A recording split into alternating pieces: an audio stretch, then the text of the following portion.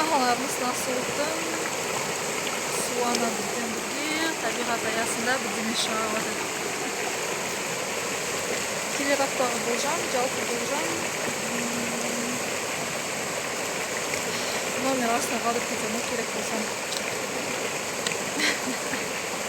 Болш дейді, жүректері ауыртпай, жүректерін ауыртпай айтып кетші дейді. Жаңадан бастап жатсыздар өмірлеріңізді. Қиын болған екен, ажырасқандар ма біледі. Қиын болған екен өмірлеріңіз. Не болған, ауырғаныңыздар ма? Құдай сақтасын, авария. Қазір енді оң алып келе жатыр екенсіздер. Емнің үстіндесіздер. Жалғыз өзіңізсіз. Жүда жүрегіңізді қатты жаралаған екен. Бәрін іште сырларыңызды сақтап жүрсіз, түсінемін, оңай емес. Бірақ өмірден үмітіңізді үзбеңіз. Бәрін жаңадан бастауға болады. Не ексен, соны орасың. Аста-аста, бір баста өзбектер айтқандай.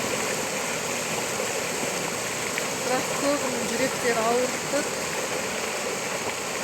Жолым ашылмайды, ендігер ондай адам кездестірмеймін, болмаса махаббатқа сенбеймін, жақсылыққа сенбеймін дейтіндерге айтамын, жолдарыңыз ашық, тек сеніңіздер, өздеріңізге сеніңіздер.